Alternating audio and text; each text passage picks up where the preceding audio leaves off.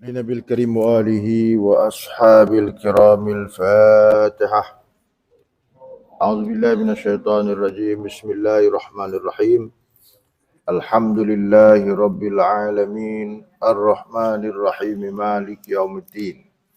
إياك نعبد وإياك نستعين اهدنا الصراط المستقيم صراط الذين أنعمت عليهم غير المغضوب عليهم waladhdallin amin.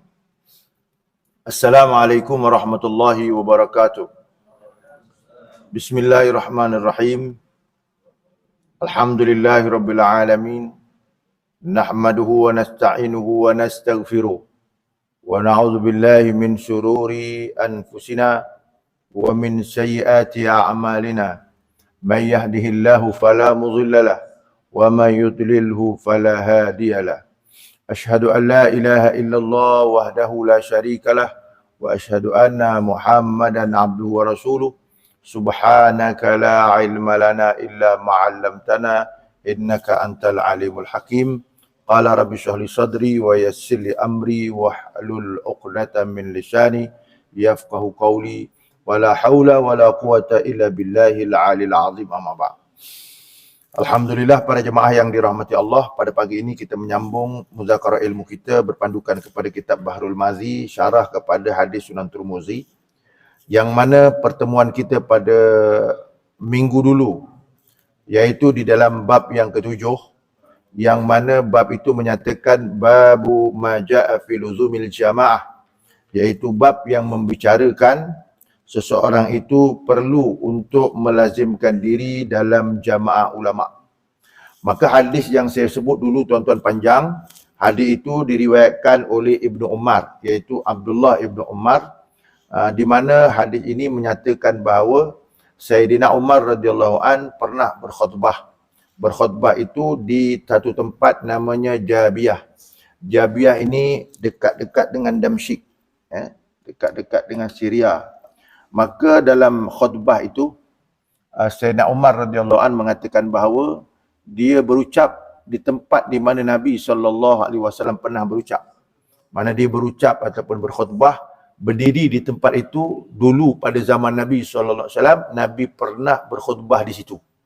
Maka Sayyidina Umar pun berkhutbah. Berkhutbah dengan peringatan yang disebut oleh Nabi SAW. Jadi dalam hadis yang panjang itu yang saya telah uraikan pada pertemuan kita dulu, iaitu hadis mengenai usikum bi ashabi. Aku berwasiat kepada kamu supaya berjaga-jaga dengan sahabat-sahabatku. Maka yang ini telah diperbahaskan panjang dulu. Seingat saya satu kuliah cerita pasal sahabat Nabi SAW. Dan pada pagi ini tuan-tuan, saya nak menyambung hadis tu kerana tak habis lagi dia punya huraian. Yang disebutkan dalam hadis tu, usikum bi ashabi, aku berwasiat kepada kamu tentang sahabatku, summal ladina yalunahum, kemudian kepada golongan orang-orang yang berikut selepas daripada sahabat Nabi. Siapa dia? Iaitu golongan sahabat dan tabi'in yang disebutkan oleh Nabi SAW.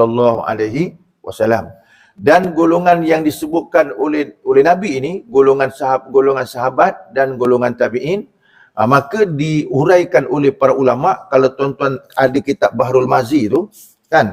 Ada kitab Bahrul Mazi tu, kalau tengok dalam masalah yang ke-29, disebut dalam kitab tu. Saya huraikan hari ini mengikut kepada kitab tadi, masalah yang ke-29. Saya baca sedikit tuan-tuan. InsyaAllah selepas ni saya akan ulas sedikit. Apa dia kata?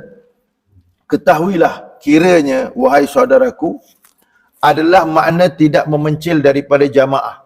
Tidak memencil itu makna tidak mengasingkan diri daripada jamaah ulama', iaitu seseorang itu tiada berdiri daripada mereka itu pada i'tiqad dan mazhab yang lain daripada fikiran.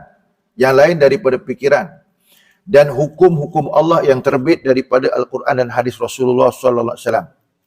Maka apabila seorang yang alim itu memencil ataupun mengasingkan ia pada fahaman daripada segala fahaman jamaah ulama', ataupun seorang yang jahil dan tiada tahu apa asal usul hukum Allah itu, menurut ia akan pahaman alim yang memencil, pahaman daripada jamaah ulama, mana menurut ia dengan pahaman mengasingkan diri daripada pahaman ulama, maka ia orang-orang tiada bersama-sama di dalam sidang jamaah ulama namanya.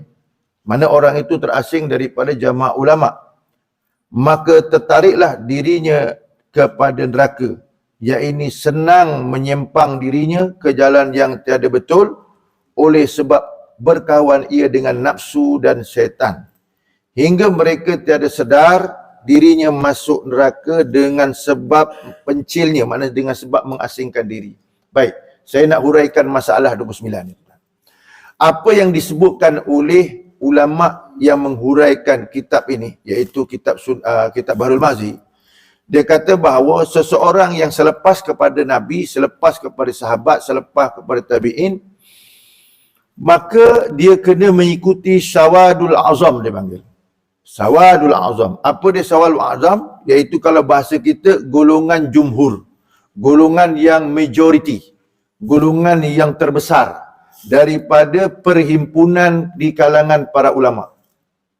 Sebab kenapa? Setelah kematian ataupun setelah kewafatan Nabi SAW, dan kemudian setelah kewafatan sahabat-sahabat Nabi SAW, dan kemudian setelah pada zaman tabi'in, dan kemudian setelah pada zaman tabi'in, maka ketiga itu orang nak mencari siapa yang perlu diikut. Siapa yang perlu diikut. Maka dalam perkara ini Nabi SAW telah berwasiat. Antara wasiat-wasiatnya, Nabi kata, alaikum bisunnati wa sunnati khulafa'ir rasyidin al-mahdiyyin. Wajib atas kamu mengikut sunnah aku dan sunnah khalifah-khalifah aku yang mendapat petunjuk.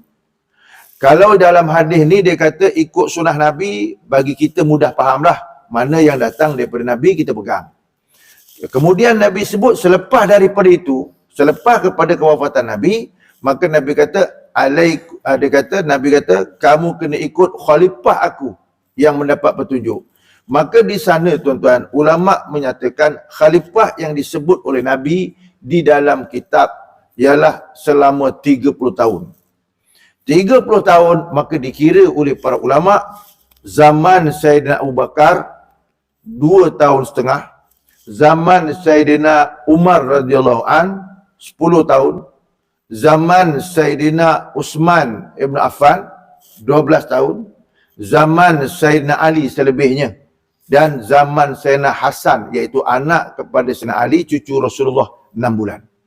Maka dikira daripada masa-masa Khalifah Rasyidin itu yang 4 dan termasuk Hasan, maka jumlahnya 30 tahun. Jumlahnya 30 tahun. Maka selepas pada itu, kita lihat yang disebut oleh Nabi, apa dia? Saya pernah sebut dulu, kata Nabi, la tasubbu ashabi, ashabi kan nujum. Kamu tidak boleh untuk menghina sahabat-sahabat aku, kerana sahabat aku seperti bintang bergemelapan. Fa ayyuhu maqtadaitum ihtadaitum. Mana-mana kamu ikut di kalangan sahabat aku, maka kamu akan mendapat petunjuk. Daripada zaman Nabi, Khalifah Rasyidin, kemudian zaman para sahabat Nabi SAW yang lain yang disebutkan oleh Nabi. Cuma di sana tuan-tuan, kalau kita duk tengok daripada hadis itu, dia ada spesifik. Artinya hadis itu tertuju kepada sahabat Nabi. Maka di sana ada hujah lagi satu yang disebut oleh Nabi secara hujah umum. Hujah umum apa dia kata? Nabi sebut dalam hadisnya, al-ulama'u warasatul anbiya. Ulama ini adalah merupakan pewaris Nabi. Maka selepas kematian, kewafatan Nabi SAW, sahabat-sahabat, maka ulama-ulama mewarisi ilmu daripada Nabi dan para sahabat dan para tabi'in dan tabi'in, maka ulama-ulama lah yang akan diikuti selepas pada itu.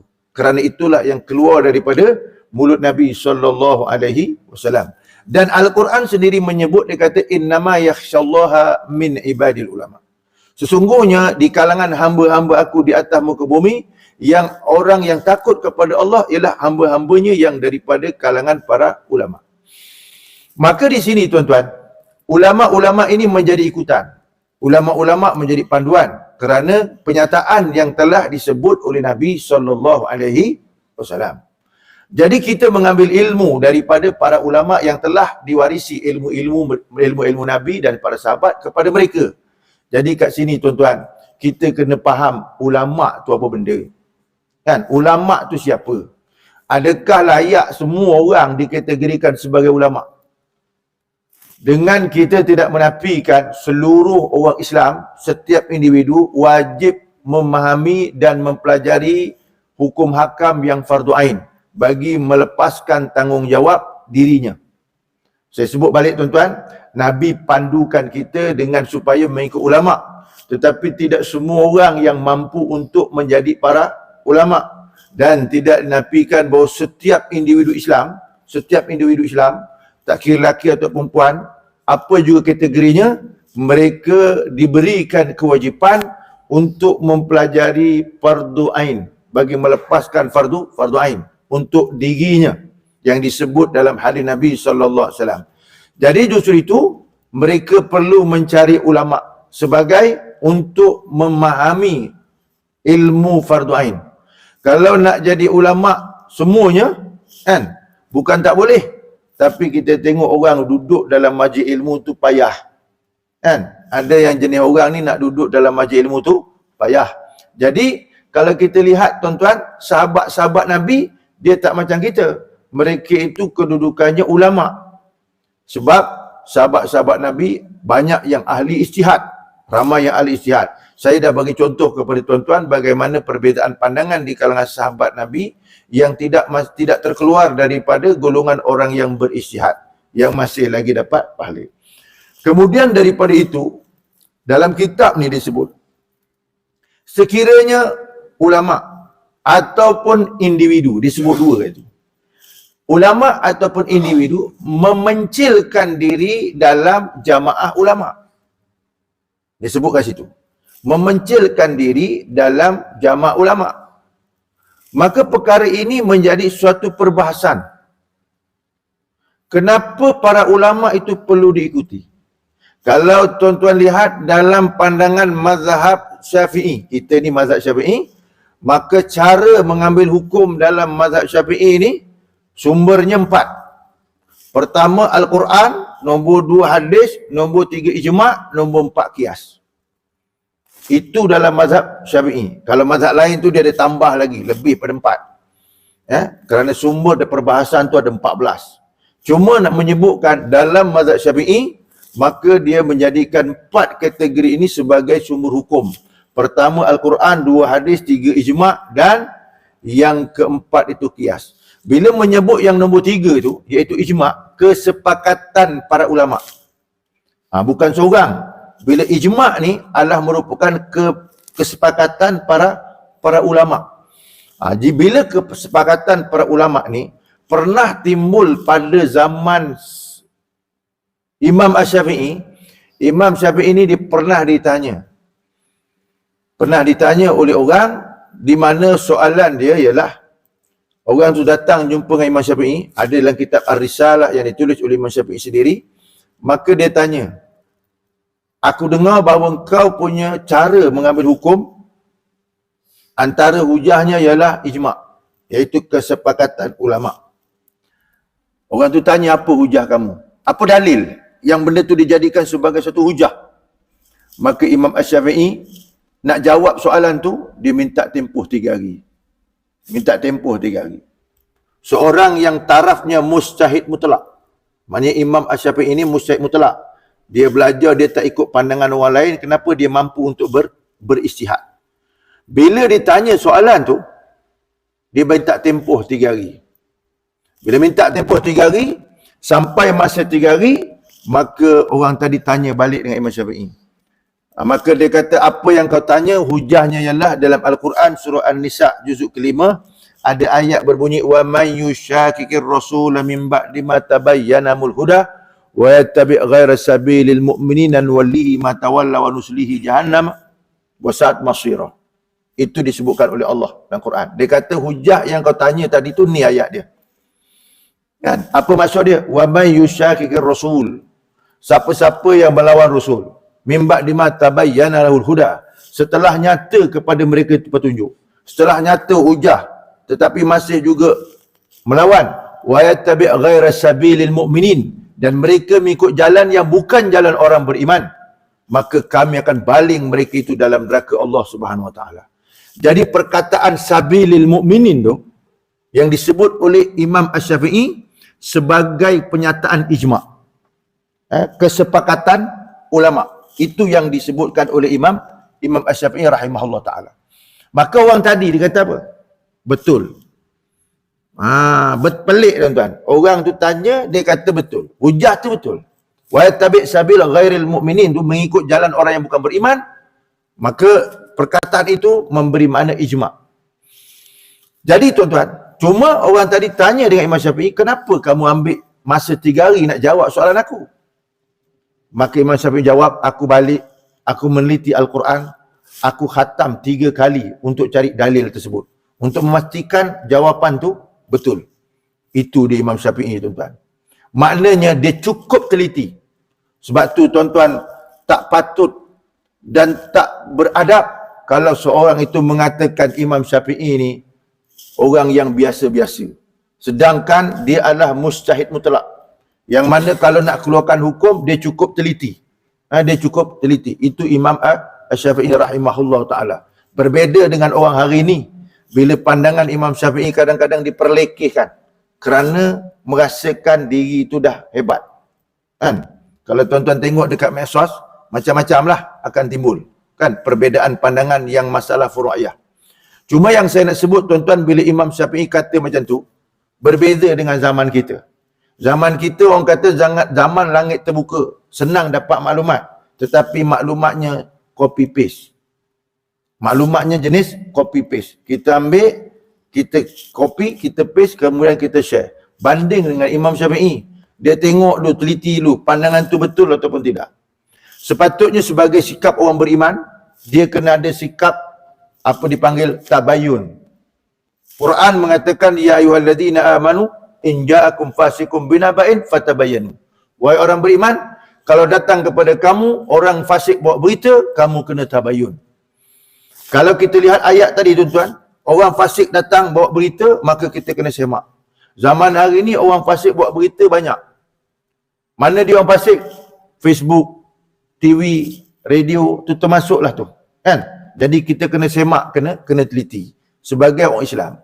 Cuma yang saya nak sebutkan dalam kitab ni mengatakan bahawa bila ada jamaah ulama, sama ada orang tu ulama ataupun orang itu orang biasa, bila dia mengasingkan diri daripada jamaah ulama, makna jumhur pandangan ulama, jumhur pandang ulama, maka orang ini lebih cenderung kepada jalan untuk masuk dalam neraka Allah Subhanahu Wa Taala. Kita ni tuan-tuan mudah faham dekat negeri Johor, yang saya nak sebut dekat negeri Johor.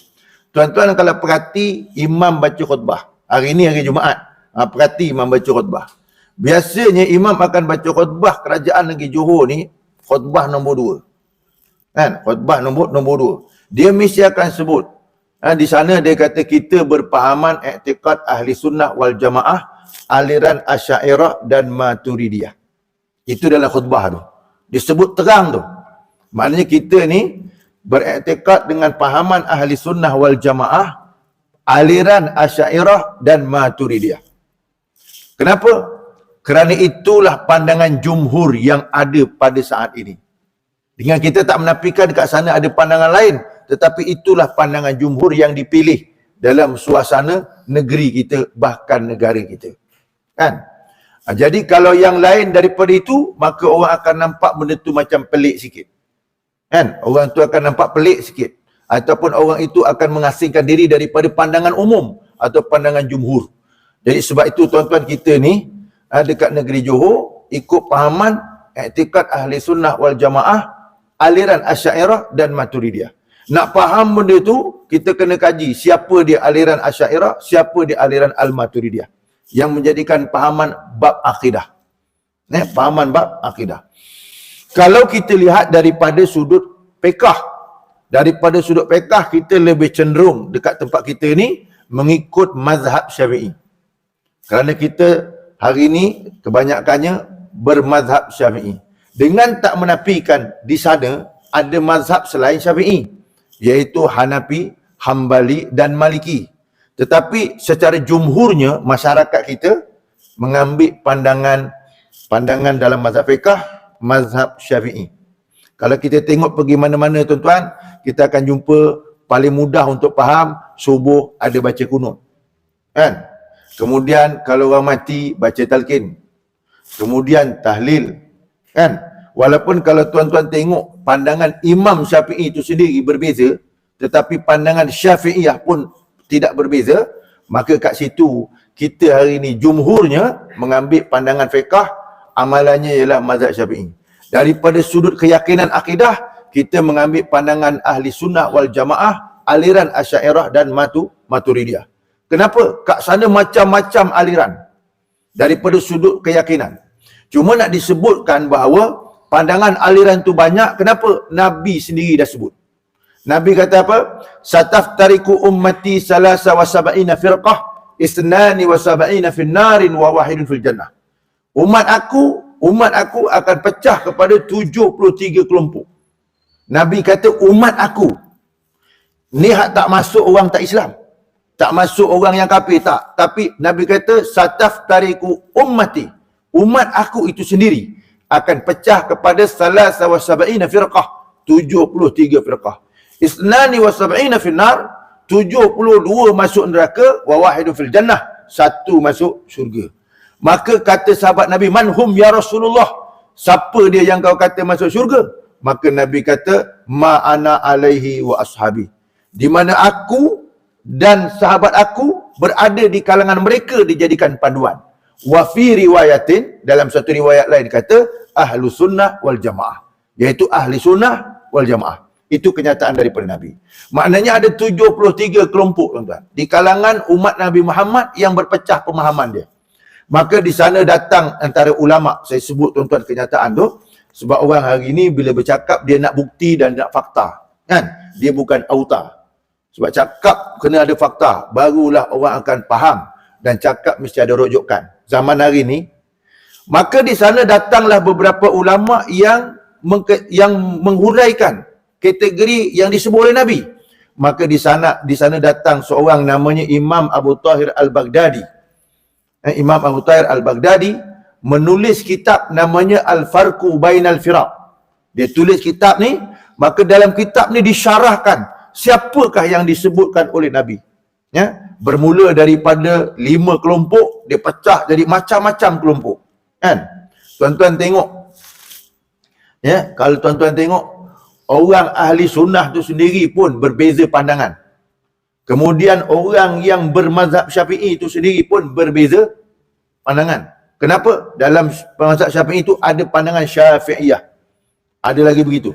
Kan? Saya sebut sekali lalu je tuan-tuan, nak bagi faham. Bukannya tuan-tuan nak faham macam apa orang duduk universiti tu. Kan? Bukan nak jadi mufti pun tuan-tuan datang. Nak jadi mufti ke? Bukan kan? Sekadar untuk tahu kronologi sejarah macam mana keadaan yang kita pegang hari ni. Orang kata, kamu mazhab siapa? Saya mazhab Syafi'i. Itu sudut fiqh. Habis sudut akidah, kita pun kata mazhab ahli sunnah berpahaman ahli sunnah jamaah, aliran Asy'ariyah dan Maturidiyah. Kronologi sejarahnya kita jarang membahaskan. Walaupun kita belajar, kan? Kenapa? Sebab kita ni jenis bila duduk majlis ilmu nak tahu untuk jadikan panduan dan kemudian beramal. Kan? Jadi maknanya kat situ kita kena faham tuan-tuan, kita ni dekat Malaysia, jumhurnya secara majoritinya iaitu mengikut aliran ahli sunnah wal jamaah, aliran Asy'ariyah dan Maturidiyah, itu daripada sudut keyakinan. Dengan kita tak nafikan kat sana ada pahaman-pahaman lain. Kan? Ada dalam kitab-kitab lah disebut kadang-kadang pahaman kaum muda dengan kaum tua. Kaum muda dengan kaum tua. Sebab tu tuan-tuan tengok dekat medsos, macam-macam kadang-kadang pandangan-pandangan yang diberikan. Sebagai contoh tuan-tuan, perbezaan itu berlaku. Contoh bila ada orang mati, kita ni selalu buat tahlil. Kan? Satu pandangan mengatakan tahlil tak boleh. Kan? Tahlil tak boleh. Kenapa? Sebab mengatakan bahawa setiap manusia itu beramal, maka amalan itu kembali kepada dirinya sendiri. Tak kembali kepada orang lain. Maka itu pandangan yang mengatakan tak boleh. Tapi di sana ada pandangan yang membolehkan. Ada pandangan yang membolehkan. Contohnya macam mana? Tuan-tuan perhati balik. Ni saya hujah-hujah biasa je. Tuan-tuan tengok nanti, hari ni Jumaat, Pak Imam baca khutbah, tuan-tuan tengok khutbah kedua. Kan? Khutbah kedua tu, bila time doa tu, dia ada bunyi doa. Doa mengatakan apa? Doa mengatakan yang kita ni minta dengan Allah, ampunkanlah saudara-saudara kita yang telah pergi lebih dahulu.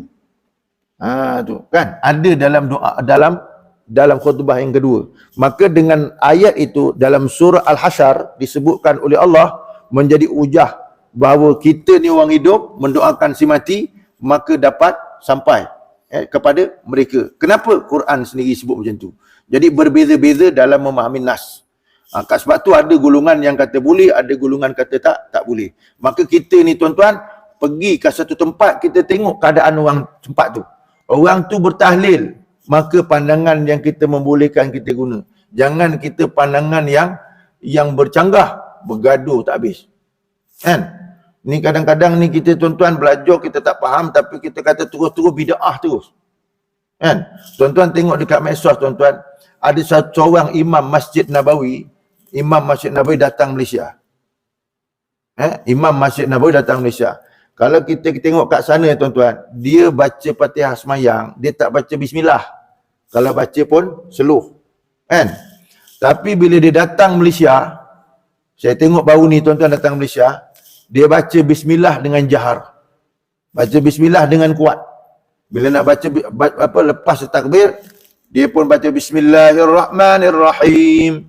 Alhamdulillahirrabbilalamin. Baca jahar. Padahal kat sana tak baca jahar, mana baca kuat. Dia duduk dekat Malaysia, orang Malaysia berpahaman mazhab Syafi'i, maka mazhab Syafi'i kena baca bismillah tu jahar. Kenapa? Dia tu orang alim. Dia tu orang yang ada ilmu, makna faham. Pergi tempat orang macam mana. Cuma kita ni kadang-kadang tak reti mana satu masalah usul, mana satu masalah furuk. Kita main tam promo je. Sebab tu tuan-tuan belajar ni wajib. Belajar ni wajib. Perbezaan pandangan itu pasti akan berlaku. Sebab tu dalam kitab ni, kata ulama dalam kitab Bahrul Mazi, dia kata, maka ijma' kelompok ulama itu perlu diikut kerana pesan daripada Nabi SAW. Kita tak boleh mengasingkan diri. Macam contoh tuan-tuan, seorang walaupun taraf ulama, dia kena faham perbezaan tu. Dan mana pandangan yang bersifat jumhur, yang boleh direalisasikan dengan masyarakat. Tu kedudukannya. Dia kena tengok dan kena perhati. Dia tak boleh main baling isu atau baling masalah sehingga orang jadi pelik. Itu tak boleh tuan-tuan. Kenapa? Sebab kita ni nak mengenal Allah, nak beribadat kepada Allah, bukan kita nak memeningkan kepala. Itu kedudukannya. Saya contohkan perbezaan pandangan ini yang diambil oleh para ulama yang berlakunya pada zaman Nabi SAW. Sebagai contoh, ada satu ketika tuan-tuan, Nabi ni balik perang dengan para sahabat, balik perang. Tengah-tengah balik perang tu, balik-balik tu Nabi pun keluar statement, la yusalliyannal asr illa fi Bani Quraizah. Apa Nabi kata? Engkau jangan semayang asar. Nabi sebut dalam berjalan ni, jangan semayang asar kecuali engkau dah sampai kat tempat Bani Quraizah baru semayang asar. Itu zahir hadis Nabi. Maka sahabat-sahabat Nabi yang mendengar perkataan Nabi ni pecah dua. Masa Nabi hidup lagi, pecah dua macam mana? Yang seorang tu masuk asar je semayang tu, semayang terus. Maknanya dia tak sebagaimana perintah Nabi tu. Yang seorang pula tunggu sampai tempat yang disebut oleh Nabi baru semayang asar. Jadi bila benda ni berlaku, maka soalan ditanya kepada Nabi, wahai Rasulullah, mana yang betul antara dua ni? Yang seorang semayang awal tadi dalam perjalanan, tapi bertentangan dengan statement kamu, iaitu kena semayang kat tempat tadi, tetapi yang sebahagian semayang. Maka Nabi SAW kata apa? Dua-dua tu betul. Yang seorang tu memahami bahawa statement Nabi tu secara teks dan mafhum di sebaliknya ialah Nabi mengarahkan kita ni semayang bersegeri. Semayang segera. Yang seorang ni ambil zahir teks, kena sampai tempat tu baru sampai, baru semayang. Jadi maknanya apa? Perkataan Nabi itu sendiri terdedah dengan takwilan. Jadi sahabat Nabi pecah pada dua pandangan. Itu kena ada ilmu lah. Jadi kita ni tuan-tuan belajarnya kena perhati begitu. Kan? Sebab kita ni tuan-tuan jenis orang, bila banyak pandangan, kita mesti cari mana yang lebih senang. Kan? Kan begitu? Mana yang lebih senang. Tuan-tuan, contoh, tuan-tuan ambil semayang, tuan-tuan basuh seluruh kepala dengan cuit sikit, mana lebih senang? Bang? Cuit aja kan? Main cuit aja. Betul tak? Padahal kalau ikut pandangan apa yang disebutkan oleh ulama, mazhab lain, contoh mazhab Imam Ahmad, dia paling kurang mesti separuh. Dia tak boleh cuit sikit pun. Kan? Paling kurang mesti separuh. Apa jadi perbezaan pandangan? Tu ayat Quran menyebut, famsahu biru'usikum. Maka sapulah kepala kamu. Ulama-ulama bahas perkataan bi tu, huruf ba kat situ. Huruf 2 Al-Quran. Wamsahu biru'usikum. Kamu sapulah kepala kamu. Tu dalam bab ambil air semayang. Maka ulama bahas huruf ba. Huruf ba tu dalam bahasa Arab dipanggil huruf jar. Maka dia terdedah dengan 13 makna. 13 makna. Bila 13 makna, dia terdedah dengan takwilan. Sebab tu ulama ni kata begini, ulama ni kata begini. Jadi kita ni yang jenis bukan ulama, kebanyakannya jenis ular dalam semak. Kan? Kita tengok mana pandangan tadi tu, kita pakai. Kan? Jadi gitu. Sebab kenapa kita ni jenis belajar, kitab tak ada, pen tak ada, buku tak ada. Main dengar je. Kan? Apa yang masuk tu yang kita pegang. Itu yang kadang-kadang kita dah ambil tu, tiba-tiba pergi kat tempat lain, tengok tak sama. Kita tengok mana satu betul, mana satu salah. Ni kadang-kadang pening juga tuan-tuan dalam kepala otak kita ni. Sebab tu dalam bab amalan kita ni, sama ada dalam bab fiqh ataupun dalam bab akidah, maka dia kena ada dia punya hujahnya. Kena tengok siapa ulama yang menghuraikan dia. Sebab tu dalam kitab ni, kita tak boleh memencilkan atau mengasingkan diri daripada pandangan ulama jumhur. Seorang yang dia nak memberi pandangan, dia kena belajar macam mana perbezaan pandangan tu. Dan kemudian kena tarjihkan, kena kena buat rumusan bagi pandangan tersebut. Ini dalam kitab ni. Jangan pula kita ni tuan-tuan ikut pandangan yang bukan jumhur, kerana menjadi satu kekeliruan dalam masyarakat. Sebab tu dekat negeri Johor ni awal-awal dalam khutbah, tiap-tiap kali Jumaat mesti disebut ikut aliran Ahlussunnah wal Jamaah, aliran Asy'ariyah dan Maturidiyah. Sebab itu saya sebutkan tuan-tuan, Imam Abu Thar Al-Baghdadi menyebut dalam kitabnya Farqu Bainal Firaq, ditulis seluruhnya kebanyakan apa dia pahaman-pahaman yang berlaku setakat zaman dia. Tetapi ada juga seorang lagi ulama datang, namanya Imam Asy-Syahrastani, menulis kitab Milal wa Nihal. Di situ juga ditulis berapa banyak kelompok yang datang daripada umat Muhammad yang berbeza pandangan. Kemudian zaman hari ni tuan-tuan, zaman hari ni, kalau zaman dulu kita dengar pahaman Syiah, pahaman Khawarij, pahaman Murji'ah, Qadariyah, Ahli Sunnah wal Jamaah. Daripada situ pecah banyak, kan? Zaman hari ni tuan-tuan tengok ada satu buku yang dikeluarkan oleh Jawatan Kuasa Fatwa Negeri Mesir, ensiklopedia, iaitu ensiklopedia pahaman-pahaman kelompok-kelompok Islam sedunia. Tuan-tuan boleh tengok kat situ, dihuraikan sampai hari ini punya kelompok. Sebab itulah tuan-tuan kita kena faham bab tu. Nampak bunyi macam payah nak faham, tapi itulah yang berlaku depan kita. Cumanya bagi kita ni nak faham macam mana? Tadi hadis menyebutkan jangan lari daripada ulama. Jangan lari daripada ulama. Kena cari ulama. Kan? Tuan-tuan nak semayang, cari ustaz belajar. Kan? Tuan-tuan nak semayang, cari ustaz belajar. Tuan-tuan nak semayang, cari kitab untuk mengesahkan kita semayang. Kena cari ustaz juga. Baca sendiri takut silap, maka kena cari ustaz. Begitu juga tuan-tuan ikut semayang tadi, imam tu yang 5 minit. Imam 5 tahun pun kena ada juga kitab dia, kena ada juga ustaz dia. Tuan-tuan faham tak? Imam 5 minit kena ada kitab, kena ada ustaz. Imam 5 tahun kena ada tak? Kena ada. Artinya tuan-tuan, kalau imam 5 minit tadi tuan-tuan belajar dekat masjid, dekat surau, boleh tak imam 5 tahun tuan-tuan bagi kuliah ni kat masjid surau? Nak tanya, boleh tak? Macam boleh tak bang? Boleh. Apa pula tak boleh tuan-tuan? Nabi tunjuk. Nabi tunjuk sebab kita ni ikut Nabi. Ulama-ulama dia berpandukan kepada apa yang Nabi buat. Tuan-tuan tengok Nabi semayang, cerita buat semayang dekat masjid di kuliah. Tuan-tuan tengok hadis Nabi. Tuan-tuan tengok Nabi SAW terima tetamu dekat masjid. Terima tetamu dekat masjid. Tuan-tuan pergi Masjid Madinah. Tuan-tuan tengok tiang-tiang dekat Raudah tu, yang kat depan tu, ada tiang-tiang yang apa dia punya marmer dia warna putih kan. Tuan-tuan yang mana pernah pergi, maka kat sana tiang-tiang tu ada nama-nama tersendiri. Ada nama tiang tahajud. Artinya apa? Nabi selalu duduk kat situ bertahajud. Ada namanya tiang wufud. Tiang wufud tu maknanya apa? Nabi kalau ada tetamu, dia akan duduk kat situ. Jadi orang kalau jadi tamu, dia kena pergi tempat tiang tu. Nabi ada kat situ. Kalau Nabi ada kat rumah, kat situ. Artinya menunjukkan kepada kita Nabi menyelesaikan masalah umat dalam masjid. Dia bukan kat luar masjid. Nabi bila nak pergi perang ni tuan-tuan, tapi Nabi minta sahabat-sahabat Nabi ni untuk keluarkan dana. Nabi baca khutbah dalam masjid. Dalam masjid. Jadi artinya apa? Nabi menyelesaikan masalah semuanya dalam masjid. Cumanya bezanya kita ni, minta maaf cerita lah tuan-tuan. Dalam keadaan kita ni, bila cerita bab agama, kita rasa dalam masjid tu sesuai. Kan? Tetapi apabila cerita bab siasah, kita rasa macam tak sesuai.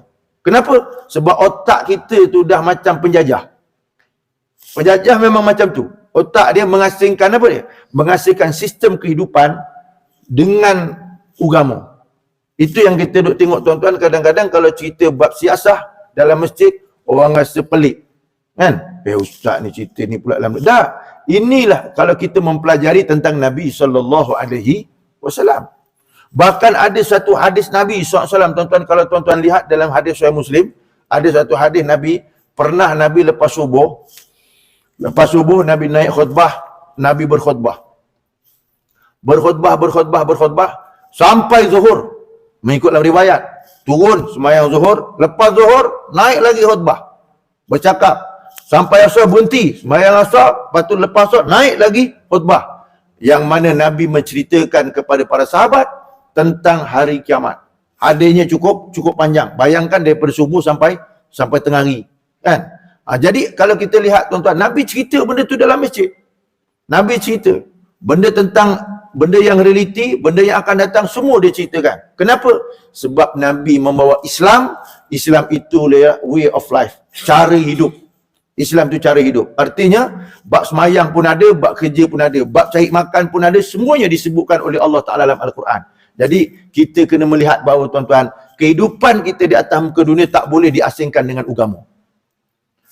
Tuan-tuan, kalau tuan-tuan orang tanya, boleh tak tuan-tuan carikan kepada saya satu hujah untuk orang yang hidup, kita dan tuan-tuan, daripada tidur sampai tidur balik, aktiviti yang tuan-tuan buat yang tak ada mengait dengan agama. Macam, bang, boleh cari tak? Maknanya saya dengan tuan-tuan hidup, tuan-tuan cari satu perbuatan kerja yang tuan-tuan buat daripada tidur, bangun, sampai kepada tidur balik. Harian tadi, kerja yang tak ada hubung kait sama sekali dengan agama. Macam bang, boleh tak? Jam, ada tak? Yang kita ni, hari-hari, pagi, termasuk saya lah, kita tidur, dengan tidur, bangun, kemudian kerja, pagi semayang, kemudian kita kerja, kemudian segalalah harian yang kita buat, satu perbuatan kerja yang tak ada hubung kait dengan agama. Macam, ada tak tuan? Ada tak? Macam, bang, ada tak? Tak ada. Maknanya kita tahu bahawa kehidupan kita tu, kita makan ada kait dengan agama, kita berkahwin ada kait dengan agama, kita masuk jamban pun ada kait dengan agama, kita berjual beli pun ada kait dengan agama. Artinya tuan-tuan, agama adalah pakaian hidup. Kan? Kita jadi rakyat pun kena ada agama, pakai agama. Kita jadi pemimpin pun kena ada pakaian agama. Artinya agama menjadi pakaian hidup. Agama menjadi panduan. Jadi keadaan itu tuan-tuan, kalau kita tengoklah kata muka dunia, tak ada satu pun benda yang sekecil-kecilnya yang tak ada hubung kait dengan agama. Tak ada. Mesti ada hubung kait dengan agama. Bila ada hubung kait dengan agama, dia mesti ada kait soal masalah kalau betul dapat pahala, kalau tak betul dapat dosa. Jadi bila itu yang kita faham, artinya tak ada pengasingan antara kehidupan dengan agama. Tak ada pengasingan antara kerja dengan agama, antara Islam dengan kita, antara hidup bernegara dengan agama, antara politik dengan Islam. Tak ada pengasingan. Tak ada. Itulah yang disebutkan oleh para ulama, digambarkan oleh Nabi SAW. Cuma hari ni orang tuan-tuan bila cerita bab yang agak panas sikit, dia agak-agak terperanjat sikit. Kan? Kalau pagi ni tuan-tuan saya cerita contoh ciri-ciri pemimpin yang bakal dipilih pada 19 hari bulan. Macam tuan-tuan, agak-agak bunyi sentap lah tu. Kan? Betul tak? Ni masjid. Padahal kalau kita tengok dalam hadis Nabi, kita tengok daripada sudut Al-Quran, kita tengok di kitab-kitab ulama, dia tak jadi masalah. Kenapa? Kita kena faham bab tu. Sebab menjadi hak kita untuk kita tahu. Kena ada ilmu. Sebab tuan-tuan semayang ikut imam 5 minit pun tuan-tuan kena ngaji. Apatah lagi imam 5 tahun. Jadi justru itu tuan-tuan. Di sinilah yang dikatakan kita kena ikut jumhur ulama. Dia tak boleh mengasingkan diri. Dan kita kalau orang yang bukan ulama, orang biasa, orang awam pun kena ikut ulama tu. Sebab kita nak baca Quran sendiri, kemudian ambil istinbat hukum, tak reti. Kan? Saya yakin tuan-tuan, orang biasa pun dia reti baca Quran. Tuan-tuan biasa reti baca Quran. Cuma boleh tak pandai tak ambil istinbat hukum daripada Quran. Kan? Macam bang. Pandai tak istinbat hukum? Saya nak tanya pada tuan-tuan. Contoh. Orang tanya, kalau orang tanya, kan? Ni musim-musim sekarang ni musim-musim election. Kan? Election. Istilahnya, daripada surah Al-Quran, ada tak dalil melantik pemimpin? Ada tak tuan? Bang, ada tak? Mana dalilnya? Tak tahu kan? Tapi baca Quran tahu. Baca Quran tahu. Nak cari dalil tak tahu. Jadi nak cari dalil ada tak ada itu tuan-tuan kena cari siapa? Cari ulama, cari ustaz. Jadi tak boleh mengasingkan diri daripada pesanan Nabi tadi tu. Nabi kata al-ulama warasul anbiya, ulama pewaris Nabi. Maka dia tahu. Jadi kita ni baca Quran reti. Anak kita reti baca Quran, tuan-tuan reti baca Quran, isteri kita reti baca Quran. Memang dapat pahala. Tetapi nak ambil istinbat hukum daripada ayat Quran tadi tu untuk menjadikan hujah yang kita buat ni ada hukum, yang kita buat ni betul, dah dapat pahala. Kita yakin mempertahankan dia. Maka kita kena tahu kaedah istinbat hukum itu. Macam mana nak keluarkan hukum. Jadi ketika itu kita kena cari ulama. Tetapi kalau ulama itu sendiri dia tak faham dan ulama sendiri cuba nak membuat satu apa orang kata nak ambil apa dipanggil nak ambil populariti, dia nak ambil pengaruh dengan dia cuba nak menyelewengkan agama, dia tidak amanah dengan ilmu, maka ulama menjadi menyesatkan orang. Sebab Nabi pernah kata idza zallatul alim zallatul alam. Bila orang alim itu tergelincir, bila orang alim itu cuba tergelincir, maka tergelincirlah orang ramai. Jadi bermakna orang alim dia kena amanah dengan ilmunya. Artinya dia kena cakap berdasarkan kepada dalil, hujah. Dia tak boleh bercakap berdasarkan emosi orang atau kehendak orang ramai. Sebab dia ajak orang kepada jalan Islam. Sebab tu tuan-tuan kita kena faham bab tu. Jadi maknanya kadang-kadang kita dengar kuliah, ada masanya kadang-kadang ayat keluar daripada orang yang menyampaikan yang aman dengan ilmu, kadang-kadang kena dekat perasaan kita. Kadang-kadang kena ke hati kita. Kadang-kadang kena ke hidung kita. Kan? Kenapa? Benda tu tadi menjadi panduan untuk kita. Sebab tu wajib bagi kita tuan-tuan. Hari ni, orang kalau tanya kepada kita, kepada tuan-tuan, kita ni 19 ada election. Kan? Maknanya, apa hujah Quran? Macam mana dia pemimpin yang perlu dipilih? Itu kita kena lihat daripada Al-Quran dan hadis Nabi SAW. Kenapa? Dia ada kait dengan soal pahala dan dosa. Kalau betul dapat pahala, kalau tak betul dapat dosa. Sebab tu ulama kena mainkan peranan. Ulama kena menyatakan kebenaran. Ulama kena keluarkan ilmu dia. Kena nyatakan, kena beritahu orang ramai. Walaupun dia tu tak terlibat sama sekali dalam siasah. Kan? Tetapi kalau tuan-tuan lihat daripada sudut sejarah Nabi itu sebagai pemimpin besar. Nabi itu, dan tuan-tuan lihat selepas pada meninggalnya Nabi, diwarisi kepimpinan Nabi itu oleh para sahabat Nabi menjadi pemimpin. Artinya tuan-tuan tengok sahabat-sahabat Nabi, kita panggil sahabat, betul tak? Kita panggil sahabat Nabi. Tuan-tuan pernah dengar tak Abu Bakar ni dipanggil ulama? Jarang kita panggil sahabat. Tetapi tuan-tuan tengok statement daripada Nabi. Nabi kata al-ulama warasatul anbiya. Lepas aku mati ni, yang mewarisi ilmu aku ialah ulama. Artinya Abu Bakar, Umar, Uthman, Ali tu, dia adalah ulama. Selain pada dia sahabat, dia juga ulama. Dan dia memegang tampuk pemerintahan.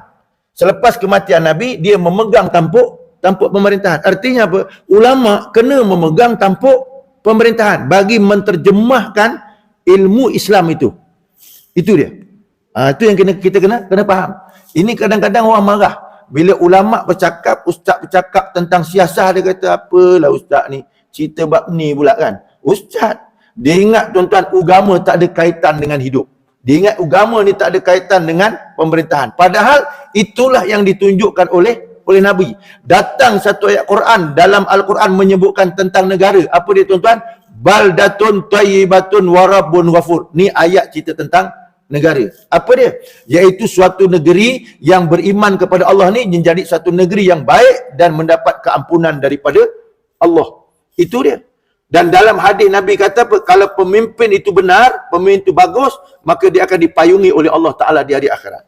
Bila Allah payungi pemimpin yang adil, artinya rakyatnya dipayungi Allah atau tidak? Sebab rakyat dia yang pilih. Bermakna dapat payungan Allah Ta'ala. Tapi kalau ilmu tu tak ada, dia hanya berdasarkan persepsi, maka tuan-tuan kita akan lihat bala Allah Subhanahu Wa Ta'ala kan tu. Sebab tu tuan-tuan kita kena tengok kenapa ulama perlu berperanan. Kenapa ulama perlu memperjelaskan ilmu dia. Orang suka tak suka tu jangan cerita, kan? Kita kena memperjelaskan. Sebab itulah yang telah dinyatakan oleh Nabi SAW. Wajib kita bersama dengan jamaah ulama yang telah memutuskan perkara tentang agama tu dalam kehidupan kita. Yang itu kena faham betul-betul. Sebab itulah tuan-tuan kat sini, orang yang tak nak ikut tu, dia akan jadi sesat lah. Ikut pandangan sendiri. Suka cenderung kepada neraka. Itu sebab tuan-tuan, ada satu hadis Nabi SAW yang disebut dalam kitab Majalis As-Saniyah Syarah Arba'in Nawawiyah. Saya sebut sayati zamanun ala ummati yafirruna minal ulama'i wal fuqaha'i fayabtalillahu alaihim bisalasati baliyat. Akan datang satu zaman kepada umat aku, orang lari daripada ulama, lari daripada hukama. Orang tak nak dengar cakap ulama ni, kan? Kalau kita tengok hari ni kan macam tu. Artis orang dengar, ulama orang tak nak dengar, kan? Artis orang minat, ulama cakap orang tak nak dengar. Kata Nabi, fayabtalillahu alaihi bisalasati baliyat. Allah akan balakan mereka itu dengan 3 bala. Tuan-tuan tengok 3 bala ni ada atau tidak. Apa dia 3 bala? Pertama, ayyar fa'abar kata ala kasbihim. Allah akan cabut keberkatan daripada usaha mereka. Maksud Allah cabut daripada keberkatan usaha mereka, itu istilah dalam hadis. Kalau istilah kita senang, hari ni ekonomi tuan-tuan, ekonominya masalah. Ekonomi tak ada berkat. Kerja bukan tak ada, tapi keberkatan hilang. Quran mengatakan kalau sebuah negeri, sebuah negara dan pemerintahan itu bagus, Allah kata walau anna ahlal qura amanu wattaqau lafatahna alaihim barakatim minas sama'. Kalau sebuah negeri itu beriman dan bertakwa kepada Allah, langit bumi ni Allah bukakan dia punya keberkatannya. Barakah dia ada. Tapi apabila kita lihat tuan-tuan, rakyat dan pemimpin tak betul, artinya langit bumi Allah tak keluarkan keberkatannya. Bukan maknanya ekonomi tak ada, ekonominya ada, tapi barakahnya tak ada. Sebab tu tuan-tuan kita tengok hari ni, orang tuan-tuan nak survive hidup, maknanya nak senang, pagi kerja, petang kerja. Kadang bukan satu kerja, 2-3 kerja. Kan? Kenapa? Nak survive hidup.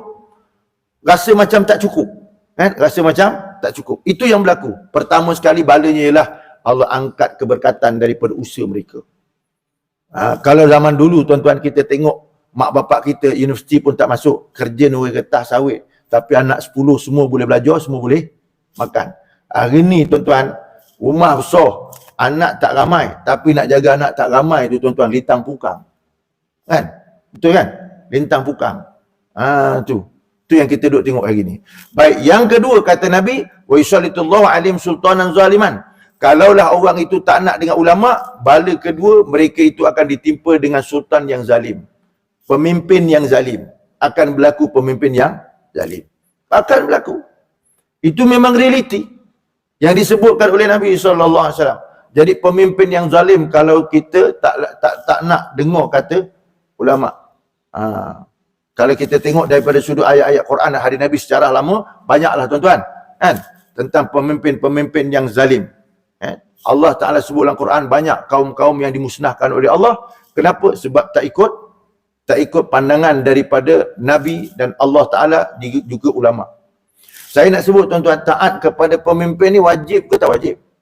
Bang, wajib tak taat pemimpin? Apa? Susah nak cakap. Bang, wajib tak taat kepada pemimpin ni? Wajib. Kalau orang tanya pada saya, mentaati pemimpin wajib. Mana ada hukum sunat? Apa dalilnya? Tu yang Pak Imam juga yang baca tiap-tiap Jumaat. Ya ayyuhallazina amanu atii'u Allah wa atii'ur rasul wa ulil amri minkum. Tu ayat Quran tu. Ayat 59 surah An-Nisa. Wahai orang beriman, taat kepada Allah, taat kepada Rasul dan pemimpin daripada kalangan kamu. Ayat tu arahan daripada Allah. Wajib tak taat pemimpin? Wajib. Tetapi tuan-tuan, bahas balik semula. Ayat tadi tu tentang ulil amri, Allah tak sebut dengan perkataan ati'u. Dia cuma sebut ati'u Allah, ati'u Rasul. Wa ulil amri tak ada perkataan ati'u. Artinya taukidnya pada perkataan Allah Rasul saja. Menunjukkan apa? Ulama memperbahaskan. Contoh Syed Hawa dalam kitabnya Al-Islam. Tuan-tuan boleh tengok di hurai ayat ni, apa dia? Dia kata taat kepada Allah ni taat mutlak. Tak boleh bangkang, tak boleh kritik, tak boleh tak puas hati. Kalau Allah Rasul yang bagi, maka kita kena terima. Tetapi dalam bab taat ulil amri ni, kata Nabi SAW, kata ulama, dia kata taatnya muqayyad. Taat bersyarat. Bukan taat mutlak. Bukan semata-mata taat. Tak boleh. Kena taat yang bersyarat. Syarat macam mana? Datang satu hadis Nabi, Nabi kata la ta'ata li makhluqin fi ma'siyatil khaliq. Tidak boleh taat kepada makhluk yang maksiat kepada Allah Ta'ala. Artinya, nak taat pemimpin tu wajib, cuma nak tengok dia taat Allah Rasul atau tidak. Kalau dia tak taat Allah Rasul, maka kita tidak boleh taat. Itulah Al-Quran sebut, hujah yang menyebutkan kepada kita. Dibahaskan oleh para ulama. Jumhur ulama berpandangan terhadap ayat tu macam mana? Maka kita kena pegang. Tu kena belajar tu. Bab tu.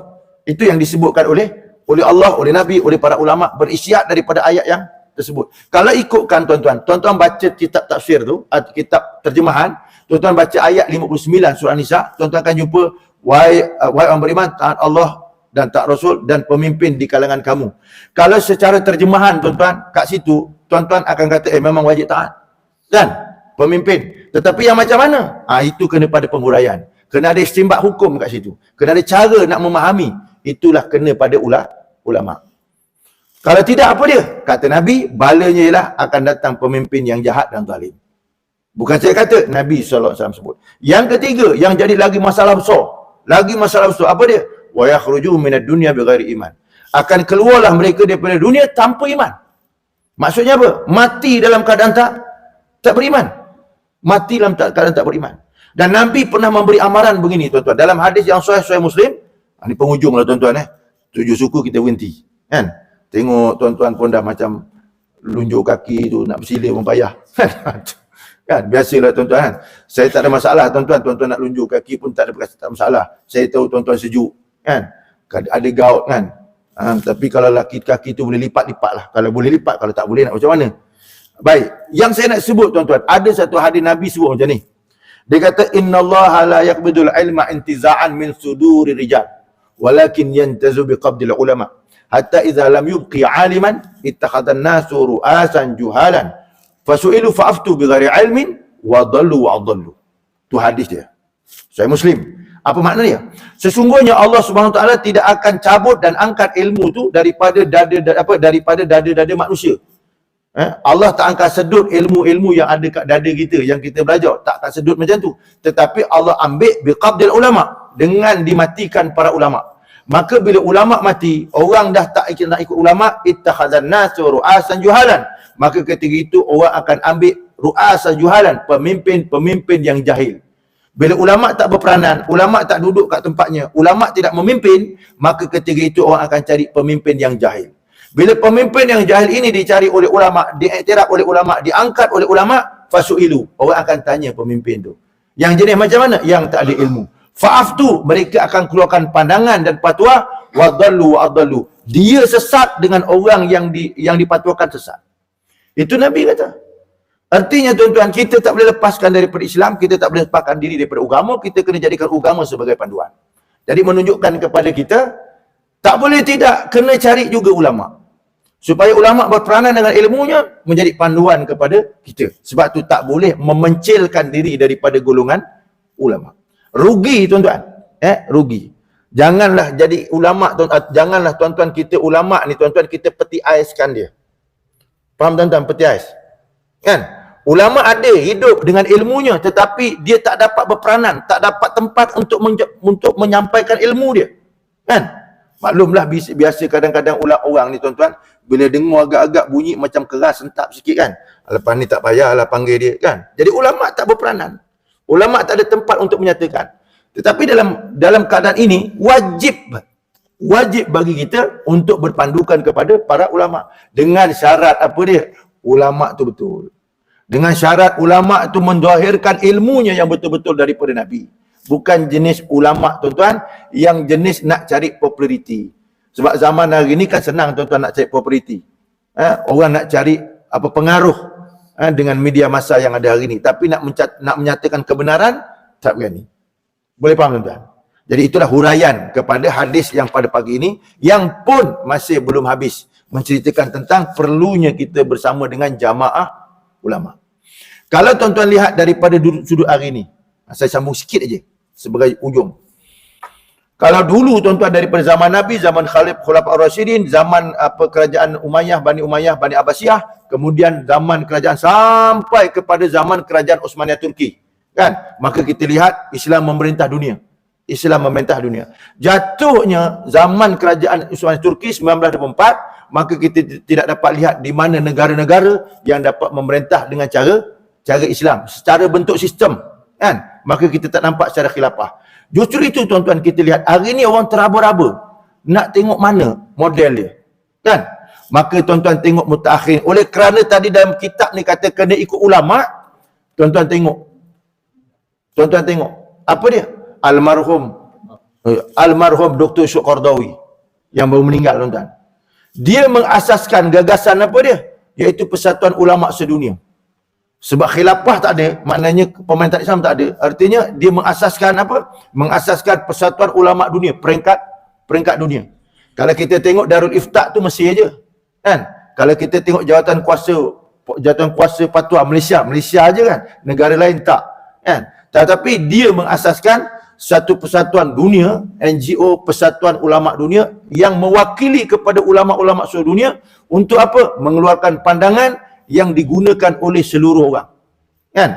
Maka dalam kitab ni mengatakan itu sebab ada ulama karang ijtihad jama'i dipanggil. Ijtihad mengeluarkan pandangan secara menyeluruh, secara jamaah.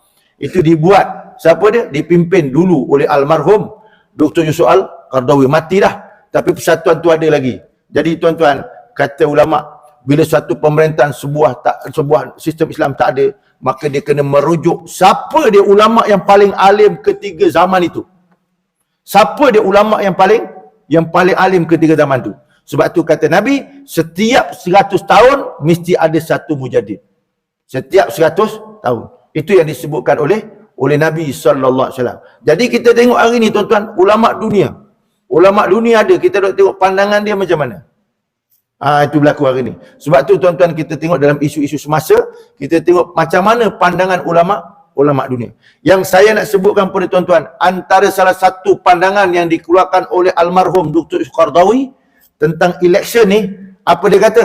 Al-intikhabat amanatun wa syahadatun. Iaitu dia kata apa? Pilihan raya mencari pemimpin itu adalah merupakan satu amanah dan penyaksian. Artinya tuan-tuan menjadi saksi dalam keadaan itu. Bila kata saksi tuan-tuan, dia akan dipersoal besok di hari akhirat kalau tak betul. Faham tuan-tuan? Tuan-tuan tengok dalam bab hudud dalam bab hudud, sesuatu kesalahan yang disabitkan dengan sebab saksi, bukan dengan sebab pengakuan. Contoh seorang itu dibunuh disabitkan bunuh tadi dengan sebab saksi. 4 orang saksi.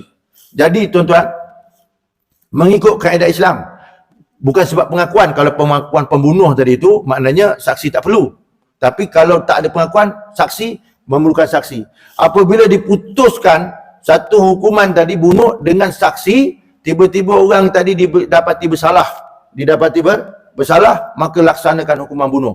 Tetapi setelah hukuman bunuh tu berlaku, tiba-tiba salah seorang daripada 4 saksi tarik diri. Maksudnya apa? mengubah kenyataan. Empat-empat ni kena bunuh. Faham tuan-tuan? Sebab empat ni lah menyebabkan seorang tu dibunuh. Itu sistem Islam. Sebab tu kenapa saksi ni penyaksian. Sehingga dalam bab nyawa pun, dia akan menjadi satu benda penyaksian. Bukan benda kecil. Jadi sebab itulah tuan-tuan kita sebagai Islam, kenapa perlunya belajar agama. Jadi sekadar itu tuan-tuan pagi ni, yang mampu untuk saya sampaikan. InsyaAllah hadis ni pun tak habis lagi. Kita akan sambung lagi dalam siri kita akan datang. Untuk pagi ni cukuplah sekadar itu. Aku qouli hadza wa astaghfirullah li wa lakum. Bismillahirrahmanirrahim. Alhamdulillahirabbil alamin. Wassalatu wassalamu ala asyrafil anbiya'i wal mursalin wa ala alihi wa sahbihi ajma'in. Allahumma inna nas'aluka ilman nafi'a, qalban khashi'a wa 'amalan mutaqabbala wa rizqan halalan thayyiban wasi'an mubaraka wa yaqinan shadiqa wa dinan qayyima. Alhamdulillahirabbil alamin. Assalamualaikum warahmatullahi wabarakatuh.